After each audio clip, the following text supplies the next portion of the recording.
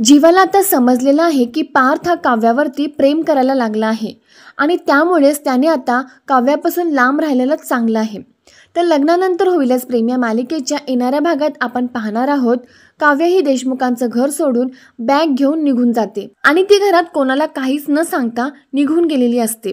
त्यामुळे पार्थ आणि घरामध्ये सगळेजण खूपच टेन्शनमध्ये येतात. मालिनीताई आता काव्यावरती खूप चिडलेल्या असतात, कारण की काव्या ही नेहमीच काही ना काहीतरी करतच असते आणि घरातले सगळेजण तिला प्रत्येक वेळेला माफ करतात. पण यावेळेस तर काव्याने खूपच टोकाचं पाऊल उचललं. तिने बॅग भरून कोणालाच न सांगता कायमचीच निघून गेली. तर पार्थ हा सगळीकडे फोन करून विचारत असतो की काव्या तिकडे आली आहे का. काव्याचा फोनही स्विच ऑफ असतो. मालिनीताई या दरवेळेस शांत असतात, पण यावेळेस काव्यावरती खूपच जास्त चिडलेल्या असतात. काव्या ही देशमुखांचं घर सोडून तिच्या घरी आलेली असते. तिला असं अचानक आलेले बघून तिची आई खूप टेन्शनमध्ये येते. ती काव्याला विचारते की तू अशी अचानक कशी काय आलीस आणि तू घरामध्ये सगळ्यांना सांगितलं आहेस ना. पण काव्या त्याच्यावरती म्हणते, मला माझ्या घरी येण्यासाठी कोणाची परमिशन घेण्याची गरज नाहीये. काव्या तिच्या आईच्या मिठीत जाऊन खूप रडायला लागते. आता इकडे घरी पण समजलेलं असतं की काव्या ही तिच्या माहेरी गेलेली आहे.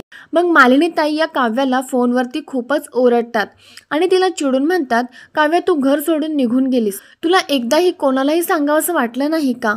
समोरच्याला इतकंही गृहीत धरू नये. आता तू माहेरी किती दिवसासाठी गेली आहेस का कायमचीच गेली आहेस? मालिनीताई यांचं बोलणं ऐकल्यावरती काव्या ही थोडीशी घाबरून जाते. तर आता दुसरीकडे जीवा आणि पार्थ हे दोघे जण बोलत असतात. तेव्हा जीवा पार्थला म्हणतो, काव्या अशी कोणालाच न सांगता निघून गेली. काव्या ही अशी वागते, त्याचा तुला त्रास होत नाही का?